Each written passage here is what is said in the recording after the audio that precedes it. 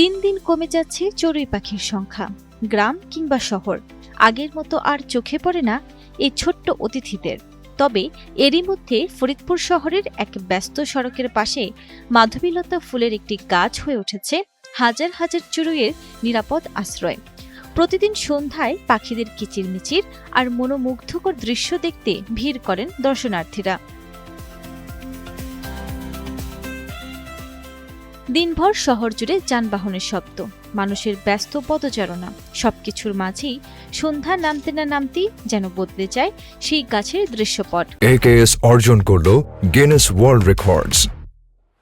AKS দূর আকাশ থেকে ঝাঁকে ঝাঁকে উড়ে আসে হাজারো চড়ুই। মুহূর্তেই প্রাণ ফিরে পায় ফরিদপুর শহরের জনতা ব্যাংক মোড়ের রাজেন্দ্র মেডিকেলের সামনের এই মাধবীলতার গাছটি। কিচিরমিচির শব্দে মুখর হয়ে ওঠে চারপাশ। মনে হয় শহরের কোলাহলের মাঝেও প্রকৃতি নিজের জন্য খুঁজে নিয়েছে এক টুকরো শান্তির ঠিকানা। ফরিদপুরের সবচেয়ে ব্যস্ততম শহরে, ব্যস্ততম রাস্তায় এই যে মাধবীলতা গাছের মধ্যে যে পাখিগুলো সন্ধ্যায় আসে, সারা রাত এখানে রাত যাপন করে সকালে চলে যায়। আপনারা দেখতে পাচ্ছেন হাজার হাজার পাখি আছে। আপনারা একটু আগে আওয়াজ শুনতে পাচ্ছেন যে এখানে ট্রাক যাচ্ছে, এখানে ইয়ে যাচ্ছে। মুন্সিপালিটির ফরিদপুরের সবচেয়ে ব্যস্ততম রাস্তায় এটা আসলে খুবই আশ্চর্যজনক বিষয়। আমি ঢাকায় থাকি, আপনি দেখতে পাবেন আশেপাশে কোনো গাছ নেই, একটা গাছই আছে এখানে। তো ঢাকায় থাকি আমি, ঢাকাতে আমার আসলে এই পরিবেশ দেখা হয় না, সুযোগ হয় না।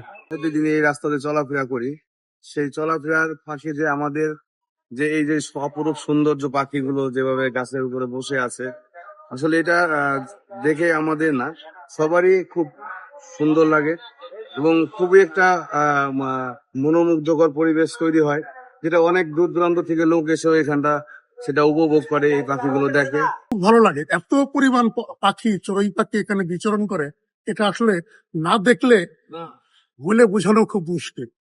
আমার মতো অনেক পথচারী এখান দিয়ে যাওয়ার সময় এদিকে তাকিয়ে থাকে দেখি এবং তারা একটু আনন্দ উপভোগ করে। AKS অর্জন করলো গিনেস ওয়ার্ল্ড রেকর্ডস।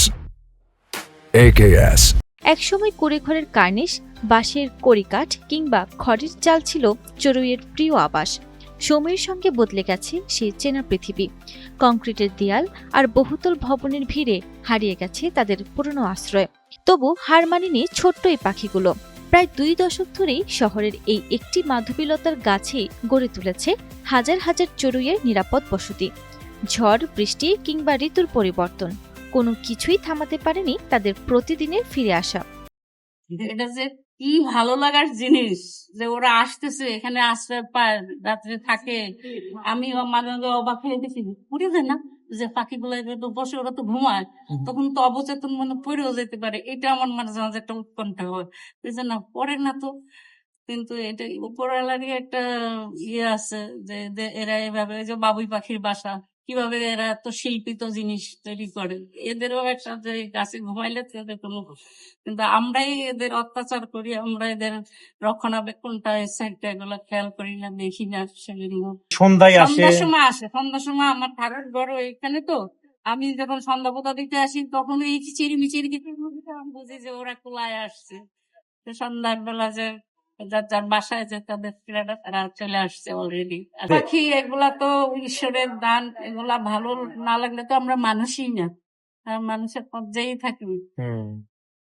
যে এত গাছ নিধন হচ্ছে, এত ইয়ে হচ্ছে, এই জন্যই তো এত দেশের যে অবক্ষয়। গোধূলি নামার সঙ্গে সঙ্গে শুরু হয় আরেক দৃশ্য। একটির পর একটি চড়ুই এসে বসে ডালে ডালে। রাতের আলোয় দূর থেকে মনে হয় যেন মাধবীলতার কাছে ফুটে আছে হাজারো জীবন্ত ফুল।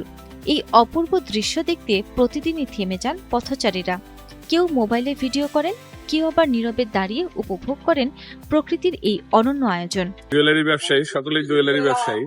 দীর্ঘদিন যাবত এই যে পিছনের যে মাধবীলতা গাছটা দেখতেছেন, এইখানটায় এই চড়ুই পাখিরা এই সন্ধ্যা থেকেই শুরু হয় এদের আশাটা, এবং এই সারা কোনো জায়গায় কোনো পাতা দেখা যায় না, কোনো ফুল দেখা যায় না।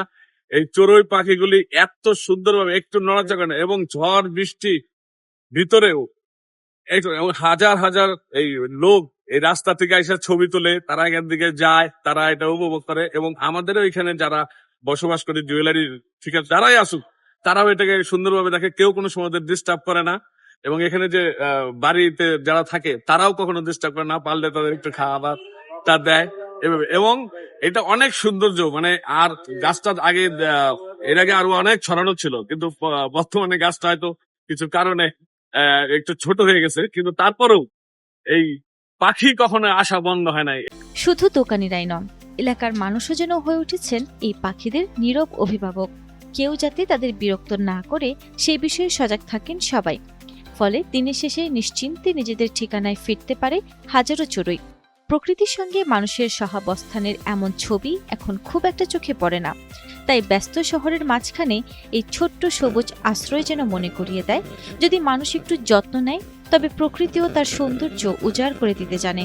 হয়তো এ কারণেই প্রতিদিন সূর্য ডোবার আগে হাজারো চড়ুই ফিরে আসে এই গাছটিতে, আর ভোরের প্রথম আলো ফুটতেই অজানা গন্তব্যে উড়ে যায় নতুন দিনের সন্ধানে।